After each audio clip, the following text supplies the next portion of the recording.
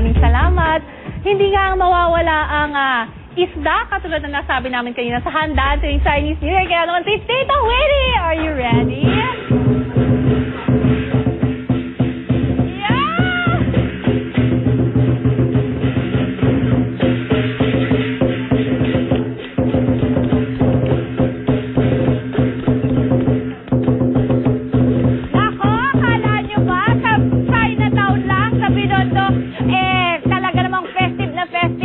Dito rin naman sa studio, tayo ay nakikiselebrate ng Chinese New Year.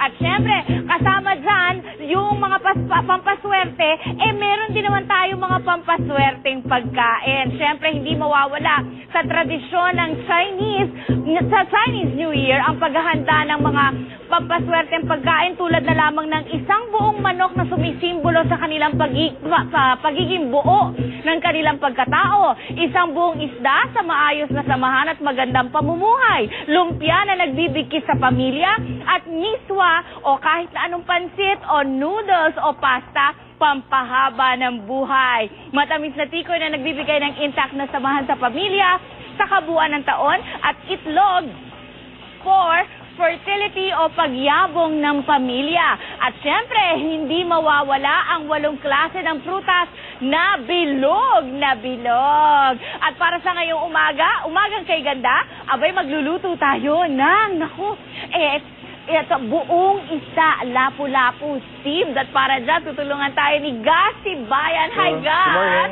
Umagang kay ganda sa'yo. Welcome to the show. Okay, ang gagamitin daw natin lapu-lapu. Lapu-lapu yan, po. saan pa ba na gagawin natin? So, bale, isi-steam po natin yung lapu-lapu, no? Fresh na lapu-lapu. Of course, pero dapat fresh. bago nun, prepare natin yung ingredients. Yung, una yung ipapahid natin. Yung rub, yung rub. tawag dito mga pampalasa. O sige, ano ito? So, una-una, meron tayong parsley. Parsley. Okay. Pagkatapos? Pangalawa, wansoy. Wansoy, wow. Wansoy. So, meron tayong chili flake. Wow, medyo maanghang-anghang. Hindi naman masyado, medyo. Okay. Plus, meron tayong bawang. Bawang. Maraming bawang. Maraming bawang. Dagdagan pa natin konti. Yan. Tapos? Konting asin. Asin.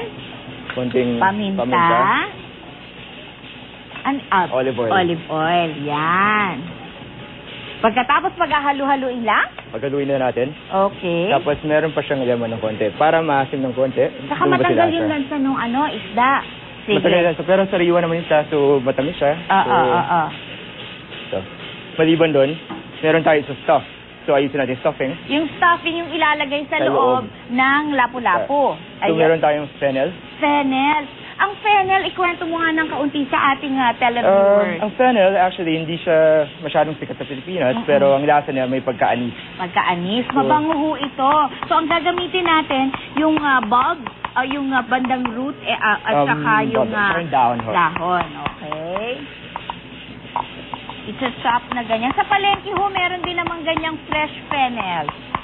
Meron po. Medyo may kamahalan lang ng kaunti. Okay. Pero kung halimbawa wala akong budget, gas ng pagbili ng fennel, ano naman ang pwedeng sabihin? Siguro pwede pong ibang gulay, celery, ganon, yung mga spice din. Mga spice. Okay, so, ayusin na natin ang ating isda.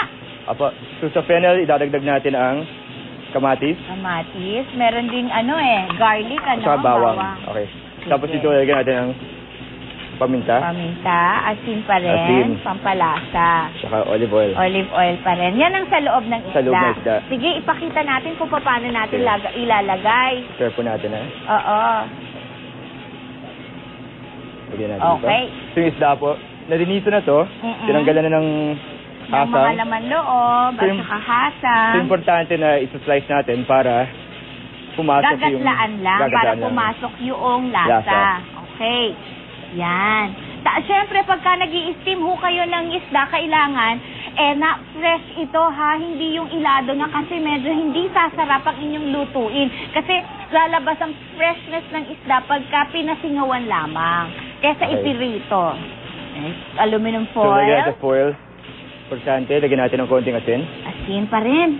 Kahit may asin na yung lalagay? Opo, para mas masarap, mas malasa. Okay. So, both sides, asin, paminta. Tapos ito na pong rub. Lagyan na, ay, yung una yung stuffing. Yung palaman sa loob, yung fennel, root, at saka yung kamatis, at saka merong bawang, olive oil, asin at paminta.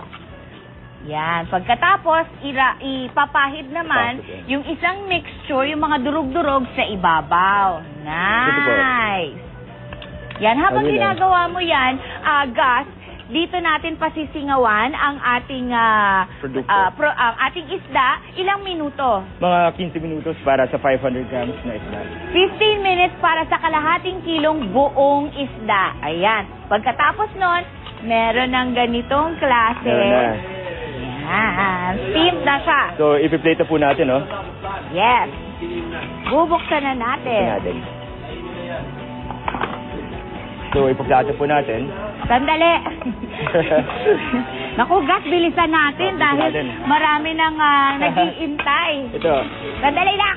So, para i-plate, lagyan na ng konting beans. Oo.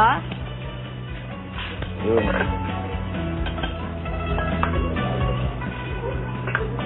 Tapos yung isda. Yan yung isda na tapos ng steam. Ilalagay natin. Wow, ang bango naman, Gus. So, importante, no? Importante na buo yung isda. Oo. Tapos ito yung juice. Yung juice ilalagay din Yung natin sa importante. ibabaw. Yummy! Woo! Sarap! Siyempre, akong unang-unang titikim, Gus. Masarap to, ha? Promise. Sigurado yan. Wow! Maanghang-anghang. Tapos yung lasang anis. Naroon. Parang ang sarap-sarap. Maraming salamat sa iyo, Gus. Salamat. Ay, siyempre, para naman malaman nyo kung masarap eto. Teka, Gus, halika. Kasi si Gus, bukod sa fish na iniluto niya para sa atin, meron pa siyang mga dalang ibang pagkain na pampaswerte. Ano-ano ba ito? Okay, yung una natin is yung osobuco caldereta o yung bulalo. Pinili ko siya dahil pula. So, lucky yung kulay na red. Yun. Tapos pangalawa, yung orange ribs. Dahil yung orange. Nag-bring ng wealth. Kayamanan. Meron pa? Tapos meron tayong noodles na long life. Tapos yung ating dessert na coconut rice pudding na matamis. Yun. Naku, maraming salamat sa iyo, Gus. Ang dami mong idea. Yung na ibinigay sa atin na hindi lang Chinese cuisine, kundi may iba pang lasa at timpla na pwede rin naman sumimbolo ng kapayapaan, katiwasayan, at syempre, swerte sa darating na Chinese New Year. Thank you. Guys, Thank you. how easy? Masarap! Susunod, punto por punto ni Kato Nying at Yeng Constantino. Makakadaming natin live. Abangan na lahat ng yan sa pagbabalik ng Umagang Kay Ganda.